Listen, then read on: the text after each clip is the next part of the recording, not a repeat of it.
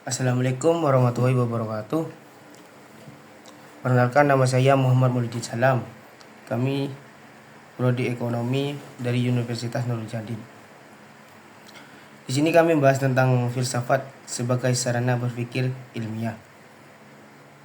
Kegiatan berpikir kita dilakukan dalam seharian dalam kegiatan ilmiah. Berpikir merupakan upaya manusia dalam memecahkan masalah.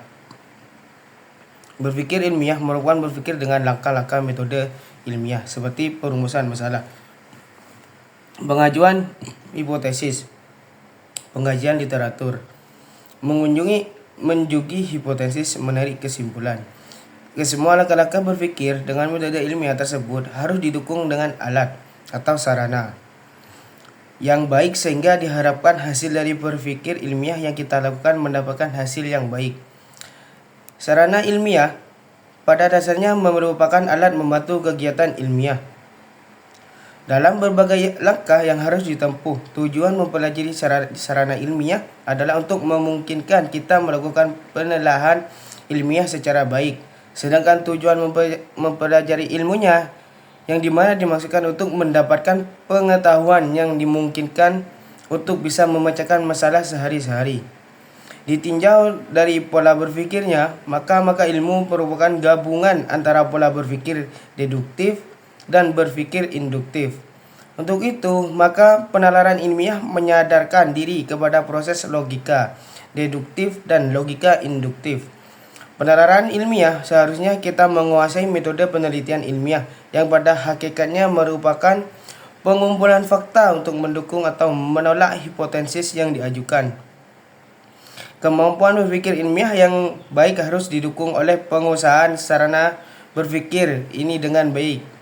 Salah satu langkah ke arah penguasaan itu adalah mengetahui dengan benar peranan masing-masing sarana tersebut dalam keseluruhan berpikir ilmiah tersebut.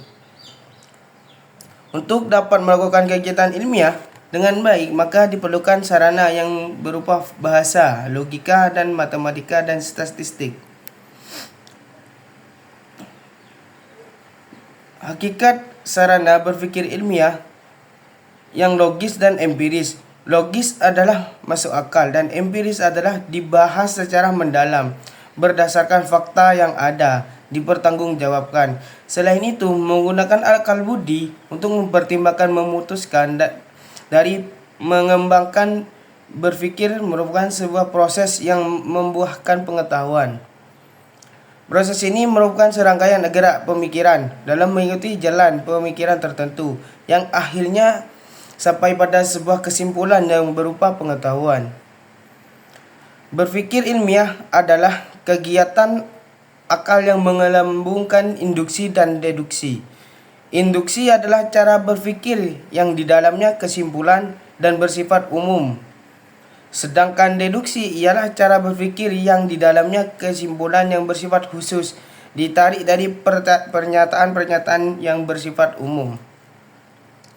Sarana berpikir ilmiah merupakan alat yang membantu kegiatan ilmiah dalam berbagai langkah yang harus ditempuh tanpa penguasaan sarana berpikir. Mempunyai metode sendiri yang berbeda dengan metode ilmiah dalam mendapatkan pengetahuan. Sebab fungsi sarana berpikir ilmiah adalah membantu proses metode ilmiah.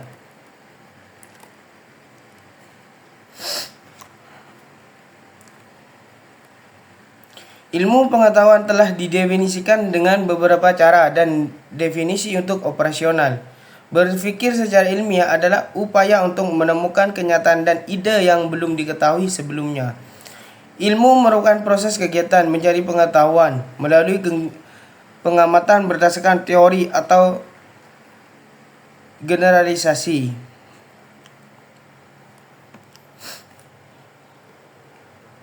Selanjutnya, hasil kegiatan keilmuan merupakan alat untuk meramalkan dan mengendalikan gejala alam. Adapun pengetahuan adalah keseluruhan yang diketahui yang membentuk persepsi tentang kebenaran atau fakta. Ilmu adalah dari pengetahuan. Sebaliknya, setiap pengetahuan belum tentu ilmu. Untuk dapat melakukan kegiatan berpikir ilmiah dengan baik, maka diperlukan secara berpikir ilmiah yaitu bahasa, matematika, dan statistika. Matematika mempunyai peranan yang penting dalam berpikir deduktif. Statistika mempunyai peranan penting dalam berpikir induktif. Salah satu langkah ke arah penguasaan adalah mengetahui benar masing-masing sarana berpikir dalam keseluruhan proses berpikir ilmiah.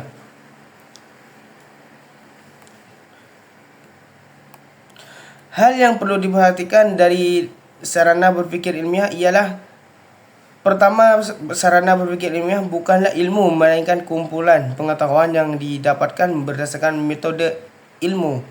Yang kedua yaitu tujuan. Tujuan mempelajari metode ilmiah adalah untuk memungkinkan kita melakukan penelaahan ilmiah secara baik.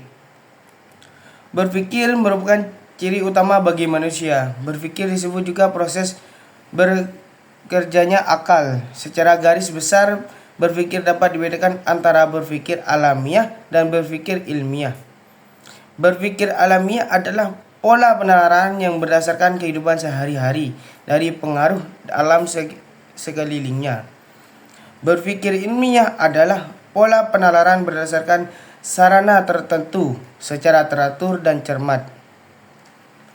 Peran bahasa dalam sarana berpikir ilmiah. Bahasa merupakan alat komunikasi verbal yang dapat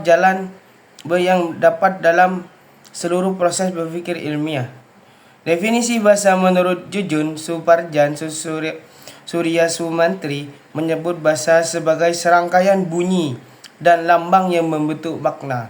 Sedangkan dalam Kamus Besar Bahasa Indonesia diterangkan bahwa bahasa ialah sistem lambang bunyi yang arbiter yang digunakan oleh para anggota suatu masyarakat untuk bekerja sama, berinteraksi, dan mengidentifikasi diri. Jadi bahasa menekankan pada bunyi lambang sistematika komunikasi.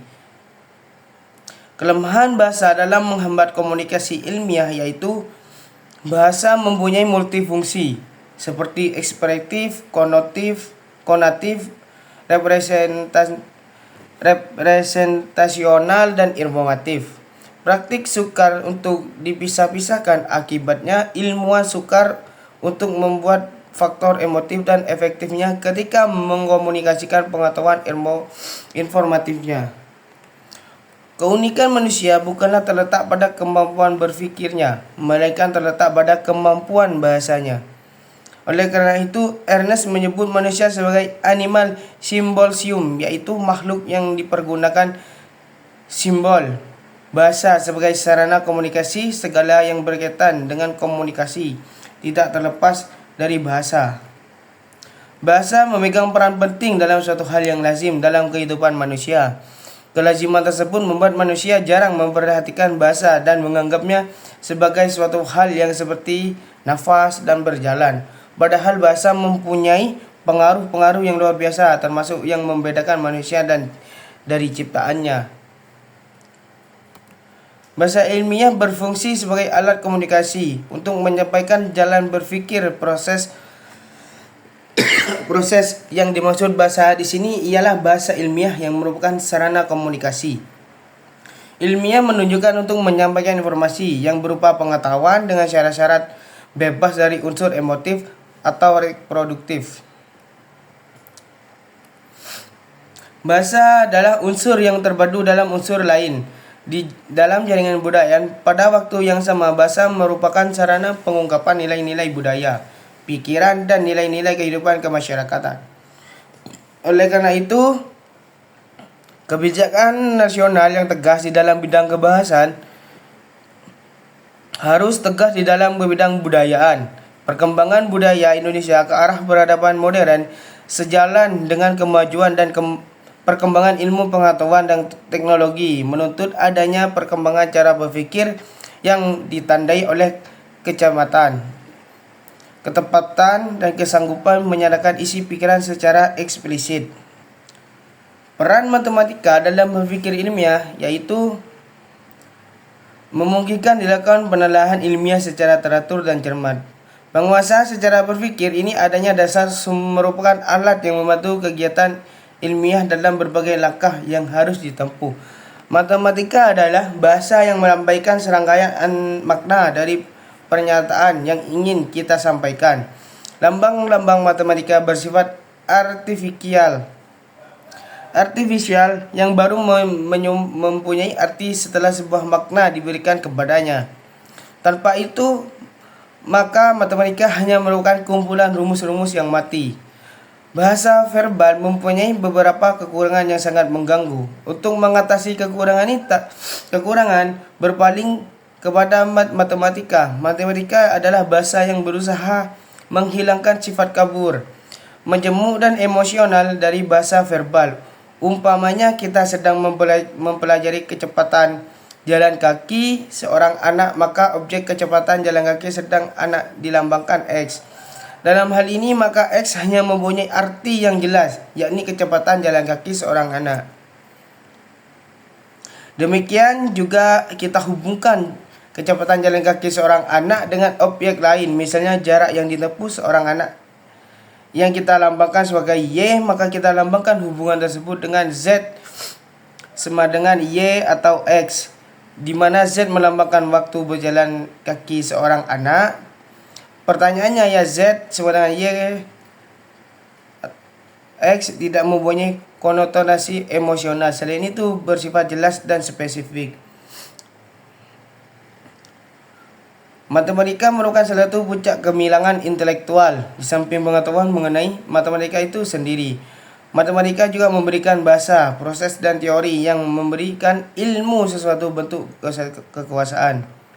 Demikianlah presentasi dari kami. Jika ada materi kurang paham, kurang jelas, mohon maaf sebesar-besarnya. Assalamualaikum warahmatullahi wabarakatuh.